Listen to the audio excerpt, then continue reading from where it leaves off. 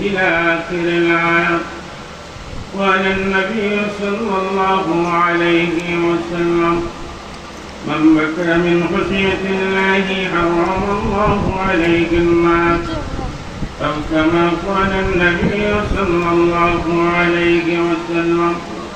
وقال تعالى في شان حبيبه: إن الله وملائكته يصلون على النبي يا أيها الذين آمنوا صلوا عليه وسلموا تسليما.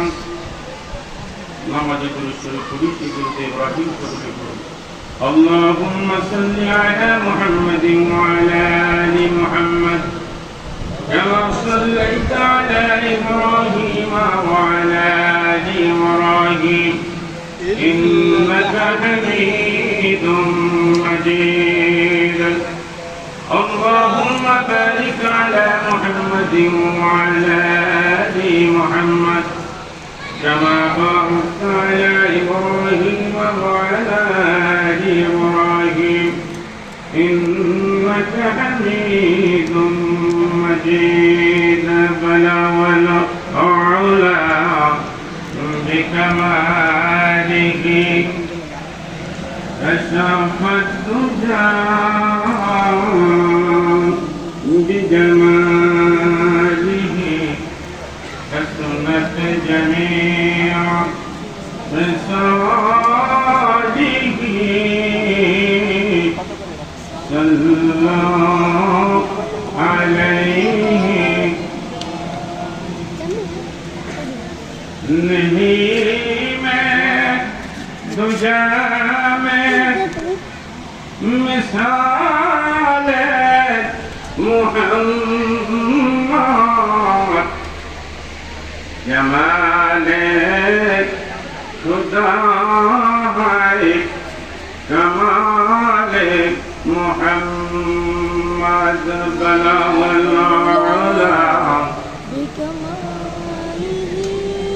كشف الدجى بجماله حسنت جميع خصاله. صلوا عليه. الحمد لله ثم الحمد لله. বরকসুটি দারুস সুন্নাহ কওমি মাদ্রাসার দ্বিতীয় বার্ষিক ওয়াজ ও দোয়ার মাহফিলের জনাব সভাপতি, প্রধান অতিথি, প্রধান আকর্ষণ, সম্মানিত মুআজ্জিনী কারাম, শ্রদ্ধানী ইসলাম ব্রাদারি মিল্লাত পর্দার আঙ্গিনায় অবস্থারত মা ও ভগ্নীগণ, আমরা সকলেই আল্লাহ পাকের দরবারে লাখ কোটি শুকর সুজুদ আদায় করি।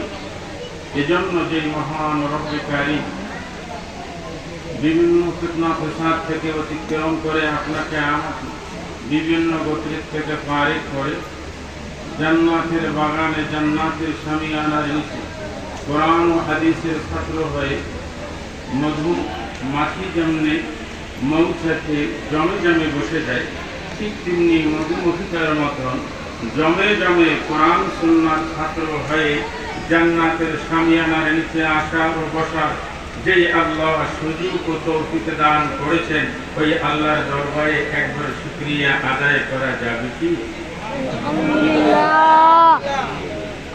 আমি তো আলহামদুলিল্লাহ বলতে বলি না, আগে প্রশ্ন বুঝবেন এরপরে অ্যান্সার দিন।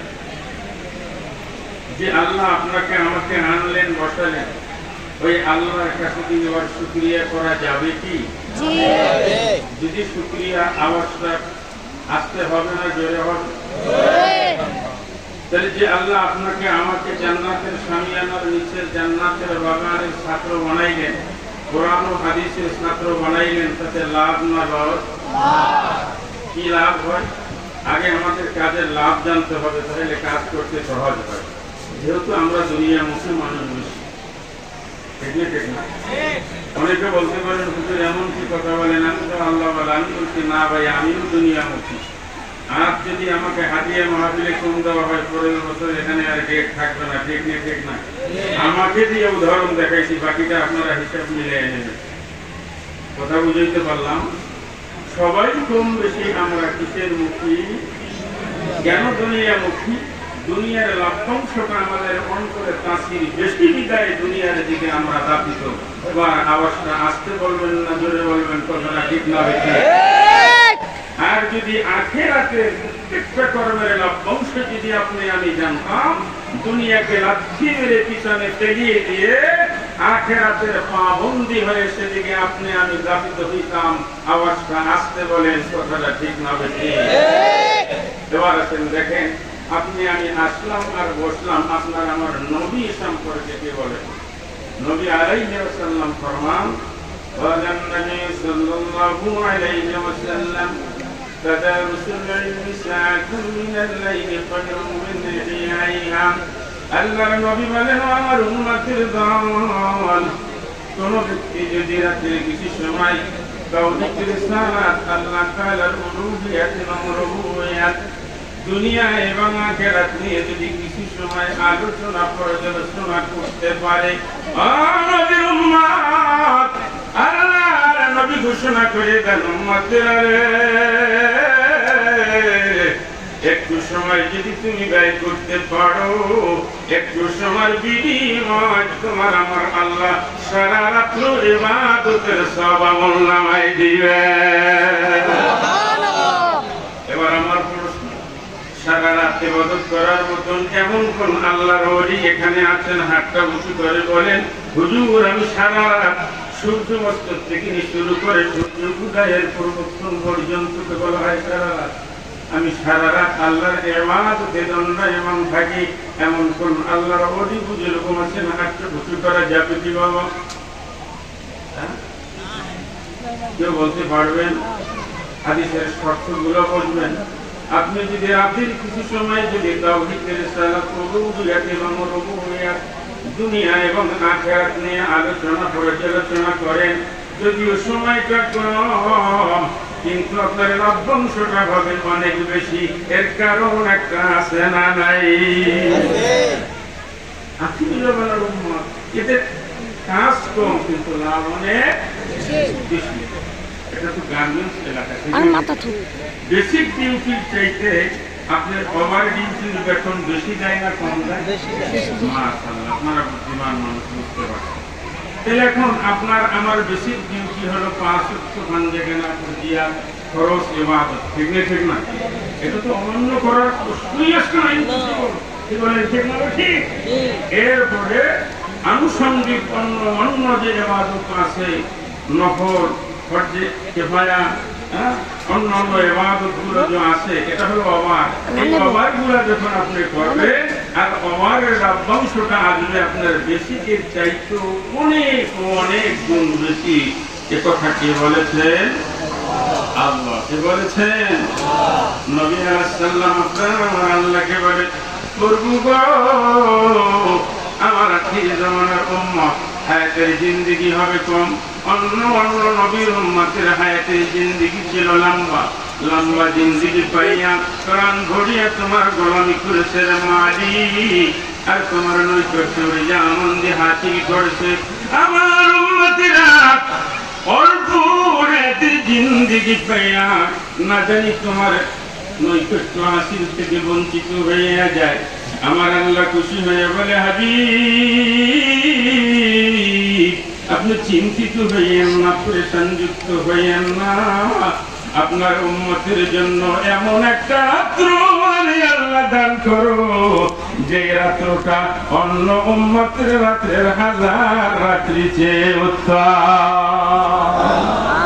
লাইলাতুল কদরি খায়রুম মিন আলফি শাহর। আল্লাহু আকবার বলুন। 1000 রাত্রির চেয়ে উত্তম, যদি উম্মত ওই সময়টাকে সে কাজে লাগাইতে পারে। মেরে দোস্ত, শুধু তাই নয়, উম্মত যদি একটু তার হায়াতের জিন্দেগি নিয়ে চিন্তা এবং ফিকির করে, অন্য হাদিস শরীফের ভিতরে আসছে, নবী আলাইহিস সালাম ফরমান, উম্মতের কাজ হবে ছোট, আমলের প্রতিদান হবে বড়। আপনার আমার নবী বলেন, উম্মতের দলের শোনো, কোন আমার উম্মতের নর এবং নারীরা সকালবেলা যদি আল্লাহর কোরআনের একটি মাত্র আয়াত তেলাওয়াত করে, কয়টি আয়াত? ভালো করে বুঝবেন। কোরআনের একটি আয়াত যদি মাত্র তেলাওয়াত করতে পারে, এই একটা আয়াত তেলাওয়াত করে বিনিময় আপনার আমার আল্লাহ 100 রাকাত নামাজের সওয়াব আমলনামায় দিয়ে দিবেন। 100 রাকাত নামাজ পড়তে কত সময় লাগে চিন্তা করছেন? দৈনিক 17 রাকাত হলো ফরজ, সুন্নাত ভিতরে নিয়ে হলো 32 রাকাত। কমপক্ষে 100 রাকাত নামাজ পড়তে হলে 3 দিনের অধিক সময় লাগে, ঠিক না ঠিক? যদি আপনি কোরআনের আয়াত তেলাওয়াত করবেন একটা, কিন্তু আপনি প্রতিদান পাচ্ছেন 100 রাকাত নামাজের চাইতে উত্তম বদলা। কিন্তু এবার আসেন, একটা আয়াত বলতে কতটুকু বোঝানো হয়েছে, এবার আয়াত তেলাওয়াত করে শোনাই। আলহামদুলিল্লাহি রাব্বিল আলামিন।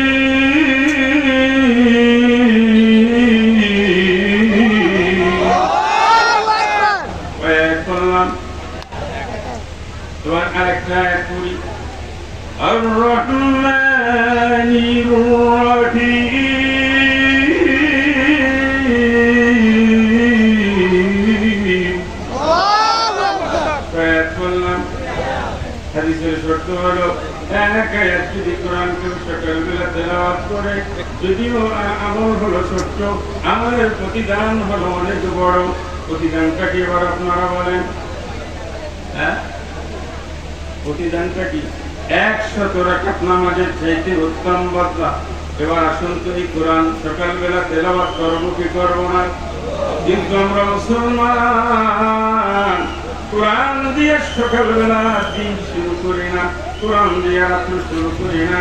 আমরা দিন এবং রাত্র শুরু করি গান বাজনা বিভিন্ন নাট্য দিয়ে, ঠিক না বেঠে? শুধু তাই নয়, আল্লাহর নবী বলেন, উম্মতেরা রে, যদি আমার কোন উম্মতেরা নারী এবং নারী কোরআনের একটা অধ্যায় যদি একটু চিন্তা এবং ফিকির করে, ওই অধ্যায় আমলটা সমাজে প্রচলন থাকে বা না থাকে। যেমন নামাজ একটা অধ্যায়, রোজা একটা অধ্যায়, যাকাত একটা অধ্যায়, হজ একটা অধ্যায়, মাদ্রাসাত একটা অধ্যায়, হারাম একটা অধ্যায়, হালাল একটা অধ্যায়, আছে না নাই? কিন্তু হাদিসে নবী আলাইহিস সালাম ফরমান, যদি কোনো ব্যক্তি একটা অধ্যায় নিয়ে চিন্তা এবং ফিকিরের গবেষণা করে, শুধুমাত্র চিন্তা ফিকিরের গবেষণা করলে ওই সময় টুকুন দেবে, ওই অধ্যায় আমলটা সমাজে প্রচলন থাক আর না থাক, নবী আসলাম বলে, উম্মতের এইটুকু আমল করার কারণে তোমার নামায় আমলে 1000 রাকাত নামাজের চাইতে উত্তম বদলা আল্লাহ দিয়ে দিবে। জোরে কোন সুবহানাল্লাহ। 1000 রাকাত নামাজ। এবার আমার কাছে, আপনাদের কাছে অনুরোধ করবো, পায়ে হাত রেখে বেটার হবে। আপনাদের কাছে আমার হাত দুইটা কদমে রাখলাম, আপনাদের পায়ে। ও বাবাজিরা আমার, মা বোনেরা আমার, আল্লাহকে হাত দুইটা উঁচু করে দেখানো যাবে না? ও আল্লাহ, আজকের মাহফিলে ওয়াদা করলাম, সকাল সন্ধ্যা তোমার কোরআনের যে কোনো একটা আয়াত নিয়ে একটু চিন্তা করবো, কেন তুমি ভাই আয়াতটা নাজিল করছিলে। পারবো কি পারবো না? পারবো কি পারবো না? আল্লাহ কবুল করে বলেন আমিন। আসেন, আমি আমার খুতবার তেলাওয়াত করতে যে আয়াত তেলাওয়াত করছিলাম, আল্লাহ রাব্বুল আলামিন ফরমান, ইয়া আইয়ুহান নাস ইত্তাকু রাব্বাকুম, হে মানুষ তুমি তোমার রবকে ভয় করো। কাকে ভয় করার কথা বলছেন?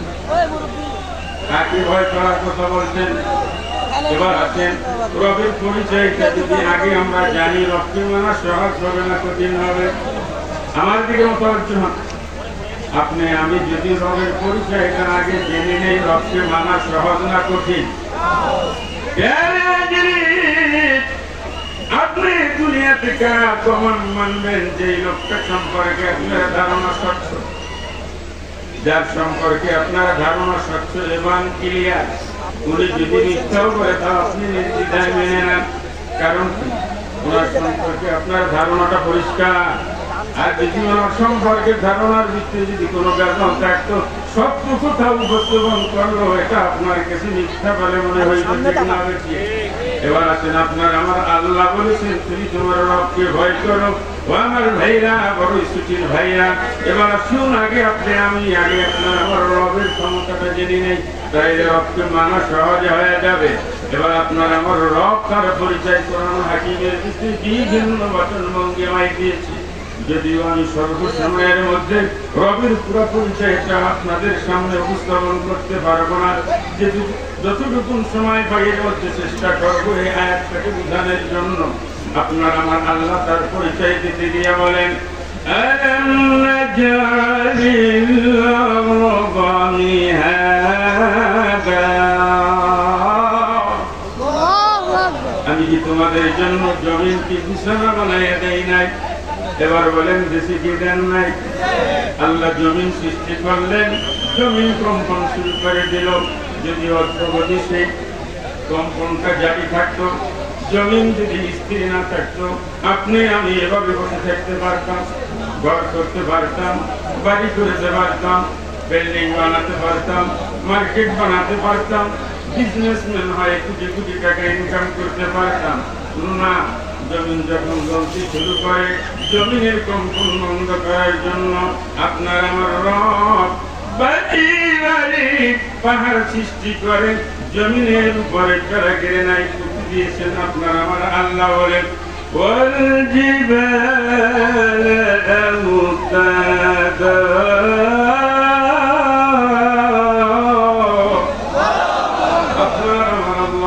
বাড়ি বাড়ি পাহাড় সৃষ্টি করে জমিনের উপরে তারা কিনে নাই পুঁতি দিয়েছেন বিধায় জমিনের কম্পন বন্ধ হয়ে যায়। এবার আসেন, জমিনের কম্পন যিনি বন্ধ করলেন পাহাড় সৃষ্টি করে, তার নাম একবার আওয়াজ দিয়ে বলেন, তার নামটা কি?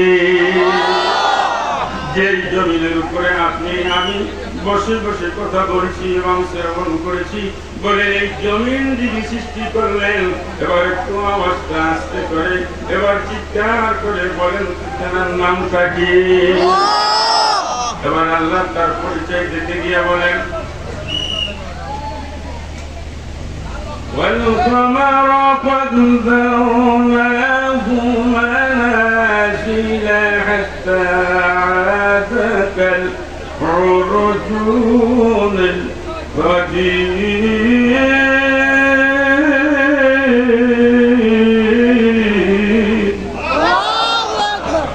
আল্লাহ তার পরিচয় দিতে গিয়ে বলেন, আমি কখনো চাঁদকে থালার আকারে ধারণ করাই, আবার কখনো খেজুর গাছের শাখার মতন চিকন করি।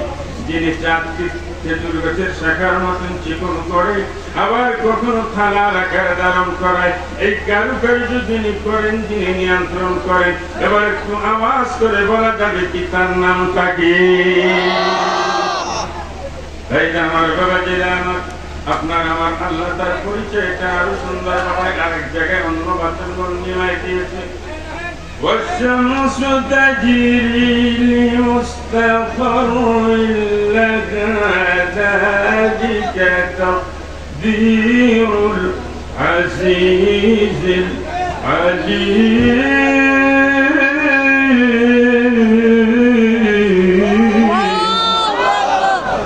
আপনার আমার আল্লাহ বলে, আমার গোলাম আমি আল্লাহ সূর্যকে পূর্ব দিক থেকে উদয় করে পশ্চিমে অস্ত উঁচু করি, যার ভিতরে দুনিয়ার কোনো মানুষের কোনো হাত নাই, দুনিয়ার কোনো ক্ষমতা নাই। বলেন তো এবার, যিনি সূর্যকে পূর্ব দিক থেকে উদয় করিয়া পশ্চিমে নিয়ে অস্তমিত করায়, তার নামটা একবার উচ্চ কণ্ঠ দিয়ে বলা যাবে তার নামটা কি? এবার আল্লাহকে চিনতে পেরেছেন? আল্লাহকে চিনতে পেরেছেন? আল্লাহ বলেছেন তোমরা তোমার রবকে ভয় করো। এবার আমি সামান্য কয়েকটি ভাষা দিয়ে রবের কিছু পরিচয়টা তুলে ধরলাম। এবার আসেন, রবকে কেমনি ভয় করবেন? ক্যাটালগ লাগবে কি লাগবে না? রবকে ভয় করার ক্যাটালগ লাগবে কি লাগবে না? এই যে মাইক্রোফোন সামনে, কোম্পানি মাইক্রোফোনটা তৈরি করার সাথে সাথে দেখবেন একটা বই আকারে একটা কাভারের ভিতরে ভরে দিয়েছে, ঠিক না ঠিক?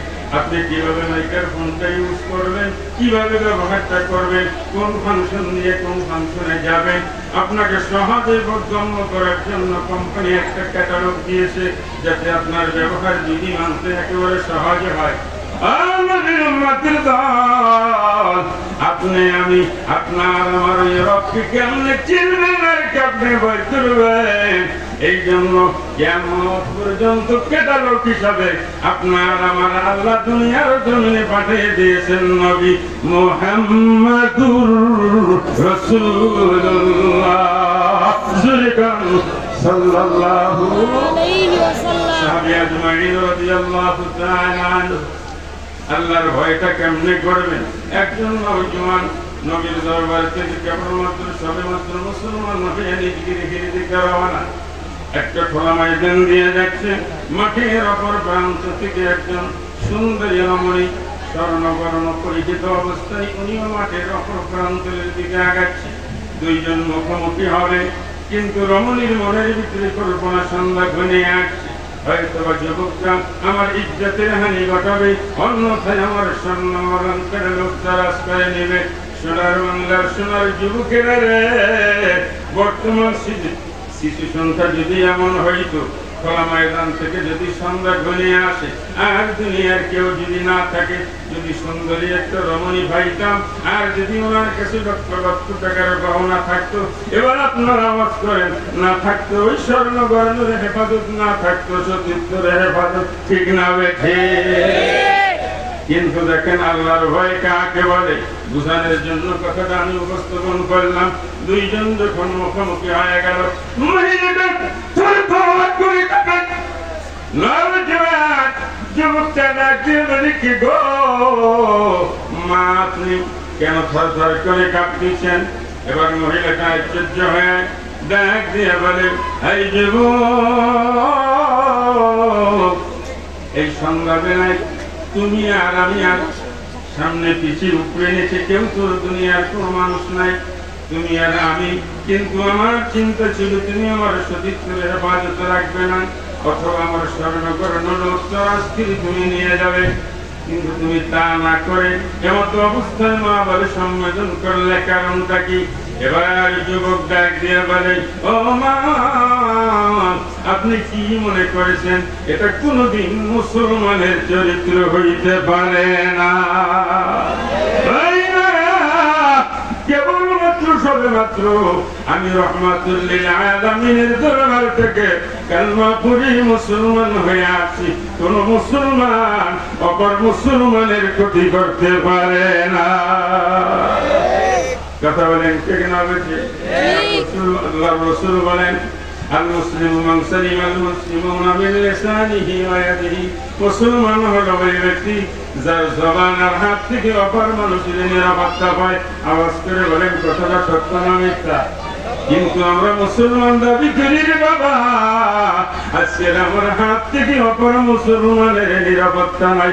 যদি এইটাই থাকতো তাহলে ফেসবুক, ইউটিউব, পেপার, পত্রিকায় দৈনন্দিন বাংলার জমিনে দেখতে আর শুনতে হইতো না যে দিন দিন মানুষ খুন হচ্ছে, মার্ডার হচ্ছে, যে নির্মম ভাবে হত্যা করছে, যেটা মেনে নেওয়ার মতন না। জোরে কান ঠিক না বেঠি? এবার আওয়াজ করেন, এই চরিত্রটা মুসলমানের না পশুর? আরো জোরে বলেন, মানুষের না পশুর? মানুষের বৈশিষ্ট্য আর চরিত্র থাকবে সম্পূর্ণ আলাদা, ঠিক হবে ঠিক? আর পশুর চরিত্র আর বৈশিষ্ট্য এটাও থাকবে সম্পূর্ণ আলাদা। হিংসু প্রাণী রয়েল মঙ্গল টাইগার, এর সামনে যদি কোনো হরিণ পায়, এটি তার সালাম দেবে না আক্রমণ করবে? আপনারা আমার কথা বুঝেন না? বাঘ যদি হরিণকে দেখে, এবার হরিণকে কি সালাম দিয়ে মোসাফা করবে না তাকে আক্রমণ করবে? আপনারা ডিসকভারি চ্যানেল দেখেন না, যে কেমনে ঘাড় মটকায়, ঠিক না? মুসলমান বাঘের চরিত্র হলো একটা, তার সামনে হরিণ দেখা মাত্রই, অন্য কোন প্রাণী দেখা মাত্রই তার ভলকুমটা আগে আক্রমণ করে, ঠিক না ঠিক? তার আগে ঘাড় মটকায়। কিন্তু এটা হলো বাঘের চরিত্র আর বৈশিষ্ট্য। কিন্তু পৃথিবীতে বর্তমান সমাজ যদিও এক জাতীয় মানবরূপী পশু জন্ম নিয়েছে, যদিও আপনার আমার বাহ্যিক দৃষ্টি শক্তি দিয়ে দেখি এগুলা মাঝে মানুষ, কিন্তু কোরআনের পরিভাষায় এগুলা মানুষ নয়, হিংসু জানোয়ার, চতুষ্পার জন্তুর চেয়েও ভালো। চিল্লায় বলে কথা, ঠিক না ঠিক?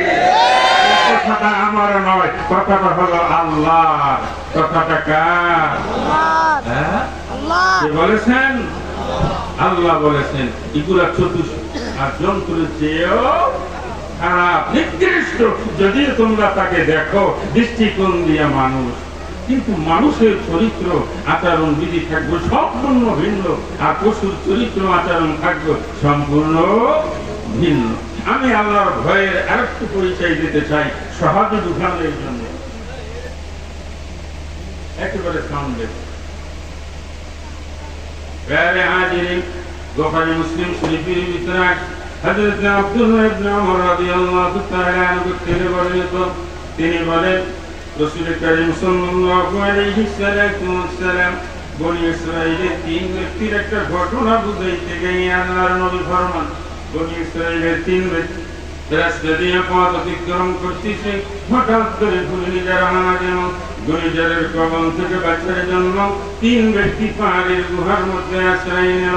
ঠিক এমন একটা মুহূর্তে এমন একটা সিচুয়েশন হয়ে গেল, এমন একটা বিশাল বড় বাড়ি পাথর পাহাড়ের গুহার ভিতরে এসে পাহাড়ের গুহার মুখটা এঁকে দিল, যে ওই গুহার থেকে তিন ব্যক্তি বের হওয়ার মতন কোনো সাধ্য, কোনো ক্ষমতা তাদের ভিতরে নাই। তিন ব্যক্তি বন্দী হয়ে গেল।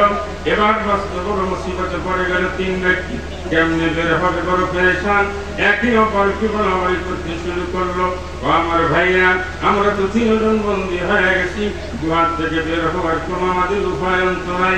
এবার আসো, যদি জীবনে কারো কোনো নেক আমল থেকে থাকে, যে নেক আমলটা একমাত্র আল্লাহর জন্য করেছ।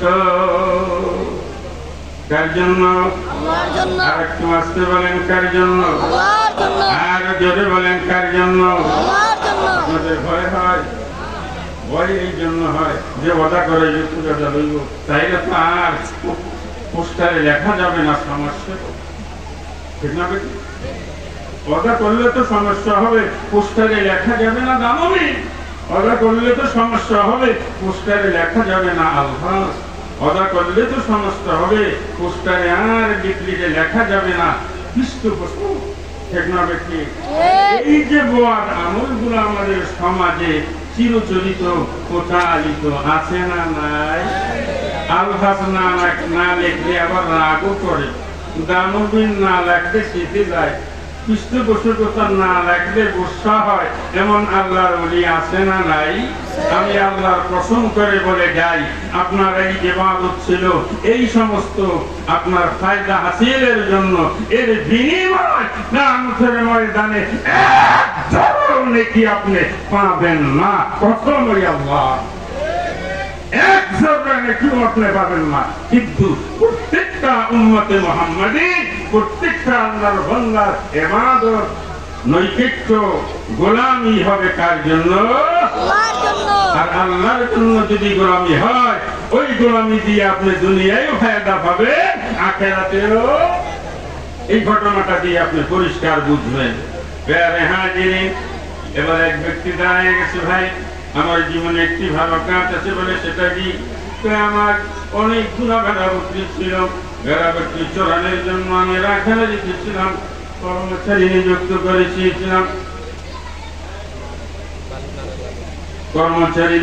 করেছিলাম, রাখালে রেখেছিলাম, যাতে করে আমার ব্যবসা প্রতিষ্ঠানকে পরিচালনা করবে। কিন্তু রাখাল তার ডিউটি করার পরে তার বেসিক বেতন না নিয়ে অন্যত্র চলে যাবে যখন প্রস্তাব দিলেন, আমি রাখালকে বললাম, রাখাল তুমি তোমার পাওনাটা নিয়ে যাও। রাখাল বলল, আপনার কাছে থাক, আমি পরে নিয়ে যাব। এবার উনি রাখাল মালিকের কাছ থেকে বিদায় নিয়ে যায়। লম্বা সময় অতিবাহিত করার পরে রাখাল পুনরায় মালিকের কাছে চলে আসে। এসে এবারে ডাক দিয়ে বলে, দুনিয়ার মালিক, এবার আপনি আমার পাওনাটা বুঝিয়ে বুঝিয়ে দেন। মালিক বলতেছে ওরা খাল, ওই যে দেখো বেড়া বকরির পাল, এগুলো সব তোমার, এগুলো সব তুমি নিয়ে যাও। রাখাল বলে ও দুনিয়ার মালিক, আপনি বুঝি আমার সাথে উপহাস করতেছেন, ঠাট্টা বিদ্রোহ করতেছেন। এবার রাখালের মালিক বলে ও রাখাল, আমি তোমার সাথে ঠাট্টা করি না, আমি তোমার সাথে ব্যঙ্গচিত্র করি না, ইয়ার কি মস্করাও করি না। কি ব্যাপার চাহে, আমার সামান্য মাইনার বিনিময়ে এতগুলো ভেড়া বকরি রূপান্তরিত কেমনে হলো? দুনিয়ার মালিক বলে রাখাল, তুমি যখন আমার থেকে বিদায় নিয়ে গিয়েছিলে, এবার আমি তোমার ওই অর্থটা কি করবো? ওই অর্থ দিয়ে ভেড়া বকরি কেরাই করে, এটাকে দিয়ে আমি বেড়া বকরি পালতে শুরু করলাম। আল্লাহর কি মর্জি আর মহিমা, ওই বেড়া বকরি কিরার মতন বাড়তে শুরু করলো। বাড়তে বাড়তে এমন একটা সময় এরকম বিশাল একটা বেড়া বকরির পালে রূপান্তরিত হয়ে গেল। আর দেরি করিও না, আর বিলম্ব করিও না। এতদিন আমার কাছে এগুলা গচ্ছিত ছিল, আমানত ছিল, তুমি তোমার আমানত ফিরে নাও, আমাকে আমানতের দায়িত্ব থেকে আমাকে মাফ করে দাও। এবার রাখাল বলে মালিক আপনি কি কথা বলেন এমন? এগুলা সব তোমার, এগুলো তুমি তাড়াতাড়ি আমার কাছ থেকে নিয়ে নাও। রাখাল বুঝে নিলেন। এবার এই লোকটা আল্লাহকে ডেকে ডেকে বলতেছেন গুহার ভিতরে, করবো গো, যদি আমি ইচ্ছা করতাম রাখালের টাকাগুলো আত্মসাৎ করতে পারতাম কি পারতাম না? কথাগুলো বুঝলেন, পয়েন্ট গুলো আগে বুঝবেন। এবার ওই লোকটা বলতেছে দুনিয়ার মালিক গুহার ভিতরে বসিয়া, আল্লাহ যদি আমি ইচ্ছা করতাম রাখালের টাকাগুলো আত্মসাৎ করতে পারতাম, কেউ আমাকে বাধা দিত না, কেউ আমাকে ফেরাইতো না, কেউ আমাকে আক্রমণ করতো না, কেউ আমাকে নিষিদ্ধ করতো না। মানে দুনিয়ার কাউকে ভয় করিয়া রাখালের টাকা আত্মসাৎ করার থেকে বিরত থাকি নাই, একমাত্র তুমি আল্লাহকে ভয় করেছিলাম। ولم يخش إلا الله। মুসলমান একমাত্র ভয় করবে কাকে? আওয়াজটা আসতে হইল একটু জোরে, আকাশচুম্বী আওয়াজ করবেন যেন আসমান পর্যন্ত পৌঁছে যায়। মুসলমান একমাত্র দুনিয়ায় ভয় করবে কাকে? না কম্বল, না অস্ত্র, না কইয়া লাগছে। মিছিলে গেলে খালি দেখছে বোমা মারছে, উঠে করিয়া দৌড়, এই সময় এগুলো মোল্লা মুন্সির কাজ, আমি বাড়ির দিয়ে হতাই খাই। ঠিক না? হ্যাঁ কথা বলে জীবন নয়, মোল্লারা চুরি করতে খায়, ছোট তারা আওয়াজ করে বলেন ঠিক না? আমরা হইলাম রাজাকার, আমরা হইলাম আল বদর, আমরা হইলাম আল শাম, আমরা হইলাম মৌলবাদ। আওয়াজ করে বলেন ঠিক না? আমরা চুরি করার বেলায় তারা, এটা মানা যায় না। আপনারা মানবে?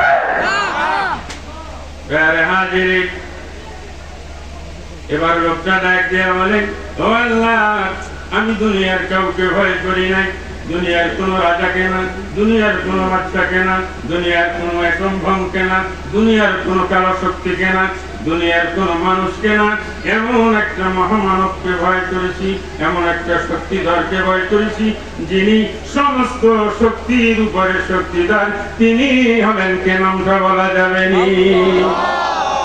দুনিয়ার সমস্ত শক্তির উপরে যার শক্তি, তার নামটা কি?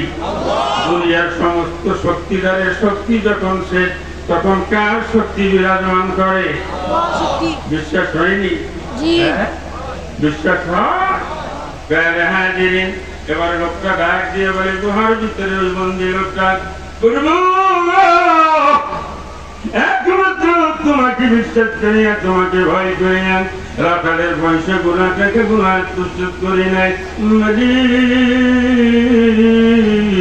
এই কাজটা যদি একমাত্র তোমার জন্য করে থাকি, ও আল্লাহ তোমার কাছে বিনিময়ে দরখাস্ত জানাই, গুহাটাকে পাথরটাকে এমনি গেলে একটু দাও, যাতে করে আমরা বাহিরের আলো বাতাস খেতে পারি, ভোগ করতে পারি এবং আমরা বিপদ থেকে বন্দী থেকে যেন মুক্ত হইতে পারি। মুহাদ্দিসিনে কেরাম হাদিসের ব্যাখ্যা করতে গিয়ে ব্যাখ্যার ভিতরে বলেন, ওই লোকটা দোয়া করার সঙ্গে সঙ্গে পাহাড়ের গুহা থেকে পাথরটা 3/1 অংশ ফাঁকা হয়ে গেছে। সুবহানাল্লাহ। কি করেছে? যেখানে কারো শক্তি কাজে লাগে নাই, ওই জায়গায় শক্তি লাগছে কার? কার শক্তি প্রয়োগ হয়েছিল? তাহলে বোঝা গেল দুনিয়ার সব শক্তি যখন এক হবে, আর যদি আমার আল্লাহ যদি সেটা না চায়, ওই শক্তি সব বিফলে যাবে। ঠিক না বেঠে? আর দুনিয়ার সব চেষ্টা যখন বিফলে যাবে, তখন শুধুমাত্র আমার আল্লাহ একটু চেষ্টা করবে, তখন মাওলার চেষ্টা সাফল্য পাবে। ঠিক না বেঠে? প্যারে হাজিরিন, এবার গুহা 2 অংশ ফাঁকা বাকি আছে, লোকও বাকি আছে কয়জন? হ্যাঁ, আল্লাহর ভয় কাহাকে বলে বুঝবেন? একটা কথা পরিষ্কার বুঝাই, গুনাহ করার সাধ্য আছে, গুনাহ করার শক্তি আছে, গুনাহ করার ক্ষমতা আছে। গুনাহ করার শক্তি থাকা সত্ত্বে, সাধ্য থাকা সত্ত্বে যে ব্যক্তি গুনাহ করে না, এর নাম হলো ইত্তাকুল্লাহ। এর নাম কি? এর নাম কি? আমি এখন চুরি করলে করতে পারি, কেউ দেখবে না। রাহাজানি করলে করতে পারি, কেউ দেখে না। ডাকাতি করলে করতে পারি, কেউ দেখবে না। ছিনতাই করলে করতে পারি, কেউ দেখবে না। আমার শক্তি আছে, সামর্থ্য আছে, সাধ্য আছে, কিন্তু আমি করি না। একমাত্র কাকে ভয় করি? আরো জোরে বলেন। এই কাজ যদি করি, হিসাব একদিন কার কাছে দিতে হবে? আরো জোরে বলেন, কার কাছে? বিজ্ঞান আবিষ্কৃত যন্ত্র। এবার মেমোরি কার্ড আছে না নাই? মেমোরি কার্ড দিয়ে আপনার আমার জীবনের বাক্যগুলো রেকর্ড করা যায় কি যায় না? আর জোরে বলেন, যায় কি যায় না? দুনিয়ার ভিতরে যদি মানুষ আবিষ্কৃত যন্ত্র মেমোরি কার্ড দিয়ে আপনার আমার জীবনের কথা 100 বছর 50 বছর এরকমের যদি কথা যদি রেকর্ড করে রেখে দেওয়া হতে পারে, তাহলে আপনি কেমনে বুঝলেন আপনার আমার জিন্দগির বায়োডাটা বুঝি আপনার আমার আল্লাহ রেকর্ড করে রাখবে না? কোন জ্ঞানে বুঝলে? আপনার আমার আল্লাহ এমন 2 জন সুদক্ষ প্রহরী আপনার আমার 2 কাঁধে নিযুক্ত করে রাখছেন। আপনি আমি জীবনে যা কিছু বলি আর যা কিছু করি না কেন, সঙ্গে সঙ্গে তা লিপিবদ্ধ করে রেকর্ড করে রাখে। জোরে করুন সুবহানাল্লাহ। মা ইয়ালফিযু মিন কওলিন ইল্লা লাদাইহি রাকীবুন আতীদ।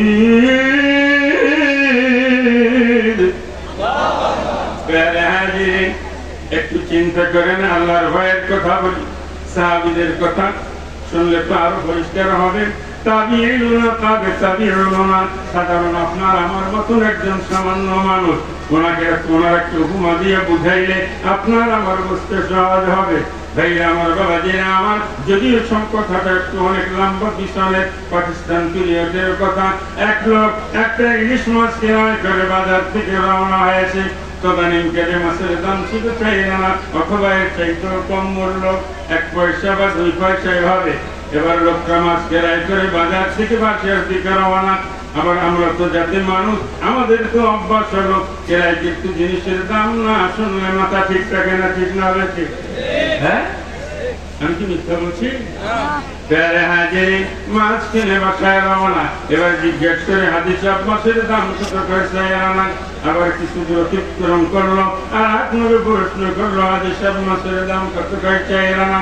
আবার কিছু দূর অতিক্রম করলো, হাদিস মাছের দাম কত করে? 4 আনা। আবার কিছু দূর অতিক্রম করলো, এবার জিজ্ঞাসা করে হাদিস মাছের দাম কত? লা ইলাহা ইল্লাল্লাহ, জোরে লা ইলাহা ইল্লাল্লাহ, জোরে লা ইলাহা ইল্লাল্লাহ, লা ইলাহা ইল্লাল্লাহ। আসিয়া কালে প্রেমের খেলা, ফেরাউন দিল বিষম জ্বালা। আল্লাহ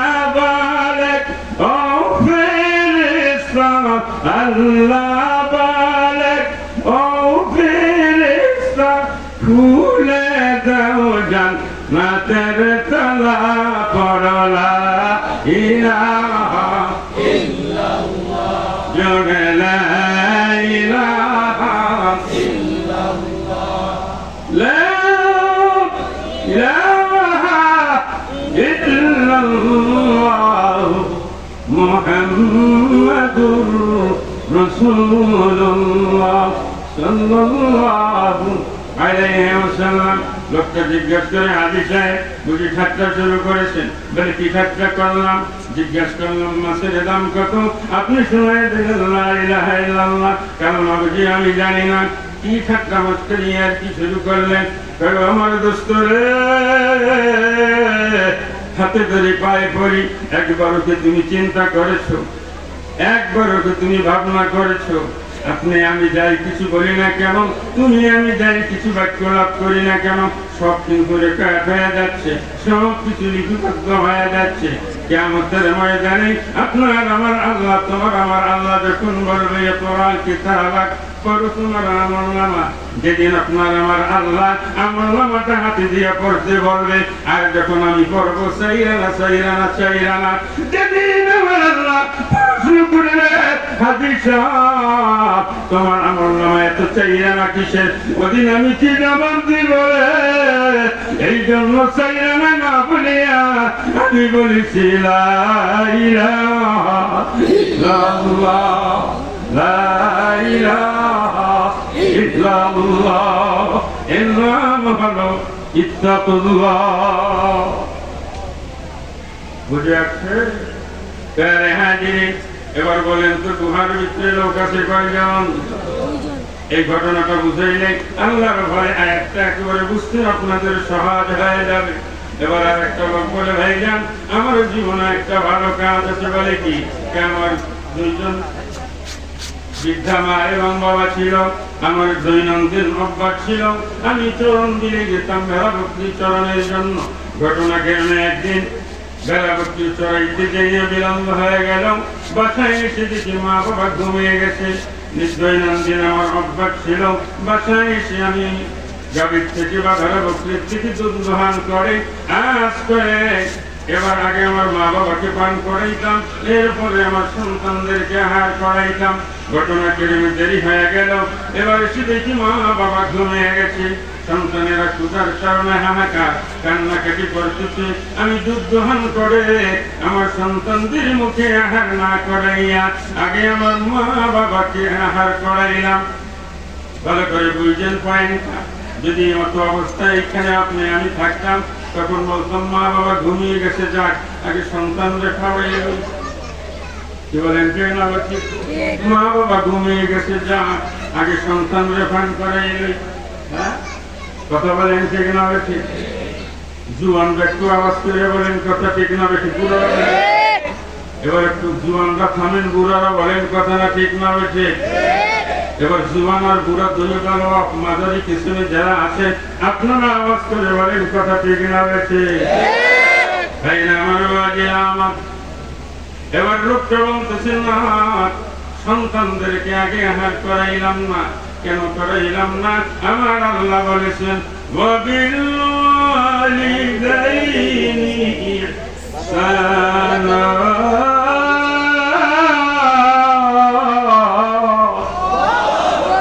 পিতামাতার উপর দিয়ে ইহসান করতে বলেছেন কে? আমাদের হুকুম খুব ভালো মানে, ঠিক না ঠিক? আর বিশেষ করে রাতে বাঙালি জুম আর কথা তো কমই লাগে না। হ্যাঁ, এজন্য আমি কিছু মানুষের নাম রাখছি শুকুরাই, আর কিছু মানুষের নাম হলো রমজান আলী। আছে না নাই? হ্যাঁ, রমজান আলী কিছু মানুষ, এদের বৈশিষ্ট্য হলো শুধু রমজান মাসে ইবাদত, বাকি 11 মাস খবর নাই। কিছু মানুষের শুকুরের শুধু জমা করে, বাকি সপ্তাহে খবর নাই। আপনাকে বড় ছুটি এলাকায় মনে হয় এরকম মানুষ নাই? নাই, আরো আসতে পারেন। আমি তো বলি নাই।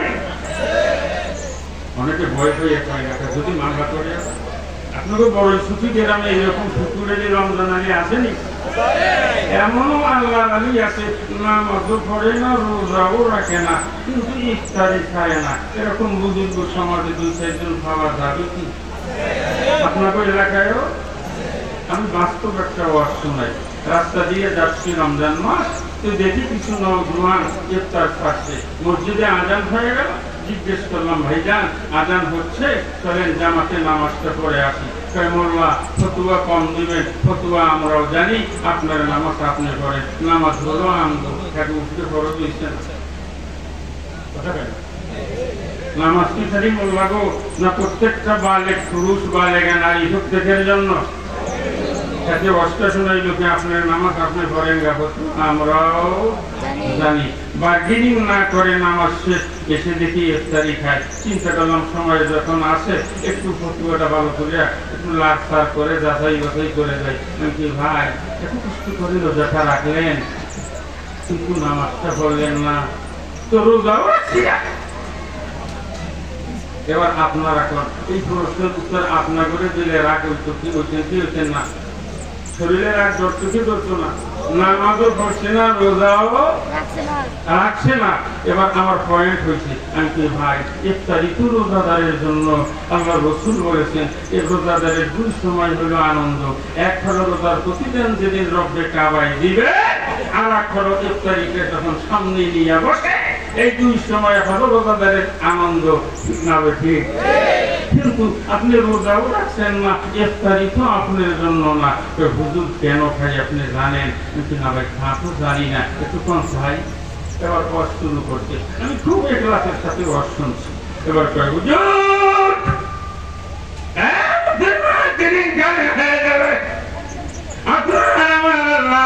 প্রশ্ন করবে আব্দুর রহমান, আব্দুল সত্তার, আব্দুল করিম, আব্দুল জলিল লেখ রোজাও রাখছি না ভালো, নামাজও পড়েছিলি না ভালো, অপরাধ ফেললে রে তোর নসিবে কি রমজানের ইফতারিটাও নসিব হয়েছিল না। কি জবাব দিব গো? এই জগৎ থেকে বাঁচার জন্য নিয়াত করছি রে, হায়াতে যতদিন দুনিয়ায় বাঁচবো হায়াত থাকতে ইফতারি ছাড়বো না। এরকম মানুষ আল্লাহ আছে না নাই? আপনাকে বড়ই ছুটিতে নাই। আমি করতে চাবো না, তারপরে যাওয়ার সময় এবার মাইক যাবো নাকি? আপনারা করছেন, আপনারা কইছেন আছে, আমি কিন্তু কইছি আছে নামাজও করে না, রোজা কিন্তু ইফতারি ঠাকুর ভিতরে বলে আল্লাহর ভয় আছে। ভয় আসেনি? আল্লাহর ভয় থাকলে নামাজ ছাড়তে পারতো, আল্লাহর ভয় থাকলে রোজা ছাড়তে পারতো, আল্লাহর ভয় থাকলে রাহাজানি করতে পারতো, আল্লাহর ভয় থাকলে চিন্তাই করতে পারতো, আল্লাহর ভয় থাকলে নির্যাতন করতে পারে, আল্লাহর ভয় থাকলে ট্রেনিং করতে পারে, আল্লাহর ভয় থাকলে একজন আর একজনের সম্পদ লুণ্ঠন করতে পারে, আল্লাহর ভয় থাকলে একজন ধনী মানুষ আর একজন হিন্দু মানুষের সম্পদ আত্মসাৎ করতে পারে। আপনারা কইছেন পারে না। খালি অস হইলেন না, আমল করেন। কোরআন খালি পড়লেন না, কোরআন বুঝছেন। এবারে ঠিক কোরআন বোঝার জন্য আসছে, কোরআন রিসাইটের জন্য আসছে, কোরআন মানার জন্য আসছে, শুধু চুমু খাওয়ার জন্য আসেনি, তাবিজবাদের জন্য নাজিল হয় নাই। আওয়াজ করে বলে ঠিক হবে। কোরআন হলো কমপ্লিট একটা জীবন ব্যবস্থা। এই কোরআন রেখে দিয়েছি তাকে, আর দুনিয়া নিয়ে আসছি আপনার আমার নিকটে। ঠিক না বেশি? আপনার আমার ঘরের ভিতরে গৃহবধূ একেবারে পর্দা সহকারে একেবারে আপনার আমার নিকটে, যার নাম হলো আপনারা টিভি। যার নাম কি? টিভির উপরে পর্দা বুঝি ফরজ? আপনারা বলেন টিভির উপরে পর্দা ফরজ? আর গেলে বলেন টিভির উপরে পর্দা ফরজ? পর্দা কার উপরে ফরজ? وقرن في بيوتكم ولا تبرجن تبرج الجاهلية الأولى। এই অস্কার এই কথাটা যখন তুমি ঘর থেকে বের হবে তখন ঘরের গৃহের পরিবেশ নিয়ে রাস্তায় বেরিয়ে আসবে। এই বাণী কার? তাহলে আমি রাস্তায় বেড়াই উদাম হইয়া টিভি কি করি ঘরের ভিতরে পর্দা। ঠিক না ঠিক? হ্যাঁ, এমন করা কপাল আছে স্বামী নিজে বউকে বেপরদা করে রাস্তায় চলে, নিজের স্ত্রী নিয়ে বেপরদায় চলে, আর মজা মারে রিক্সাওয়ালা। ঠিক না বেঠি? বেশরম বেহায়া বেতনজনক থাকা, নিজের রেখাকৃত স্ত্রী নিয়ে তুমি রাস্তায় নামো, তার রূপ লাবণ্য, জীবনের ভালোবাসা সফলতা একমাত্র কার? স্বামী। একমাত্র কার? স্বামী। আর তুমি বেপরদা হইয়া উলঙ্গ বানাইয়া এরপরে রাস্তায় লইয়া নামো, মজা মারে রিক্সাওয়ালা, আর একে অপরকে বলে মালদা রে। বলে কি পায় না? বলে কি বলে না? এই জন্য আমি অনেক সময় বলি, সুন্দর নারী পয়সা শাড়ি পরের দেখায় বালা। বলে সুন্দর নারী পয়সা শাড়ি পরের দেখায় বালা, ইবলিস শয়তান বলে এই নারী আমার খালা। আওয়াজ করেন, কথা ঠিক না বেঠে?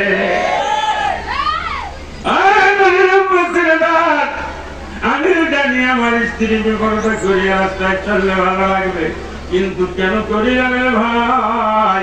একমাত্র ভয় করি কাকে, তার নাম থাকি। ওই আল্লাহকে ভয় করিয়া তাকে বেপরদা করি, ওই আল্লাহকে ভয় করিয়া নামাজ তরক করি, ওই আল্লাহকে ভয় করিয়া রোজা ছাড়ি, ওই আল্লাহকে ভয় করিয়া হজ ছাড়ি, ওই আল্লাহকে ভয় করিয়া যাকাত প্রদান থেকে বিরত থাকি, ওই আল্লাহকে ভয় করিয়া সুদ খাই। যদি জবাব দিতে তো বেজালে বরং আগেই তো জবান দিয়েছে কে? এবার জবানকে বন্ধ করে প্রত্যেকটা কথার জবাব দিয়ে বলবেন, আমি সুদ খাইতে পারি কিন্তু কাকে ভয় করিয়া খাই না, ঘুষ খাইতে পারি কিন্তু কাকে ভয় করিয়া খাই না। আরে না খাওয়ার নাম হলো ইত্তাকুল্লাহ। মনে আছে গুহার ভিতরে লোক কয়জন?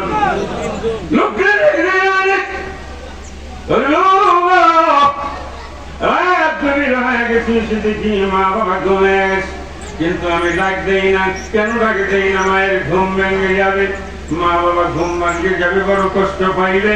মা বাবার মনে আমি কষ্ট দিতে চাই না। ও নবীর উম্মতের দল, এবার একটু যুবকরা হাত জাগাইবা, বা যাদের মা বাবা আছে এরা একটু হাত জাগাইবা। আমি এদের হাতগুলা দেখতে চাই। যাদের মা বাবা নাই তারা নয়, যাদের মা বাবা আছে এরা একটু সকালে দুই হাতটা উঁচু করে দেখান। লিল্লাহি তাকবীর। আল্লাহ কবুল করুক, বলেন আমিন। মা বাবা বড় বড় একটা নিয়ামত, বড় একটা ভালো করে বুঝবেন।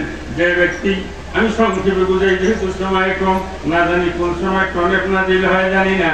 দুনিয়াতে যদি আপনি সুনাম সুখ্যাতি অর্জন করতে চান, আজ থেকে নিয়াত করেন কোরআন পড়ে মা বাবার খেদমত করবেন। দুনিয়া আখিরাতে যদি আপনি সফলতা অর্জন করতে চান, আজ থেকে নিয়াত করবেন মা বাবার খেদমত কোরআন পড়ে করবেন, যেমনি করেছিল হযরত বাইজিদ বুস্তামি রাহমাতুল্লাহ আলাইহি। গভীর বাইজিদের বাপ একটু পানি পান করাবেন। এবার বাইজিদের মা যখন এই বাক্য লাভ করলেন, এবার বাইজিদ পানির জন্য গেলেন, গিয়া দেখি করেছি অথবা মাছকে পানি নাই। মা বাবা পানি দিয়েছে, পান করাবেন, অন্যত্র পানি আনার জন্য গিয়েছে। এসে দেখে মা বাবা ঘুমে আছে, বাইজিদ শিয়রে দাঁড়িয়ে আছেন। মা বাবাকে ডাক দেয় না, ঘুম ভেঙে যাবে। হঠাৎ করে যখন মা বাবার ঘুম ভেঙে যায়, দেখে মা বাবার শিয়রে বাইজিদ দাঁড়িয়ে আছে। মা ডাক দিয়ে বলে, বাবা বাইজিদ কেন তুমি দাঁড়িয়ে আছো? ইচ্ছা করলে তো ডাক দিতে পারতে। এবার বাইজিদ জবাব দিয়ে বলে, মা ডাক দেই নাই, ঘুম ভেঙে যাবে, তুমি বড় মনে কষ্ট পাইবা, বেয়াদবি হয়ে যাবে। আমি সন্তান হইয়া মায়ের মনে কষ্ট দিতে চাই না, সন্তান হইয়া মা বাবার সাথে বেয়াদবি করতে চাই না। বাইজিদ বুস্তামি চাই নাই। আপনি আমি কি চাই? যারা ওয়াদা করছেন মা বাবা আছে, আপনি আমি কি চাই?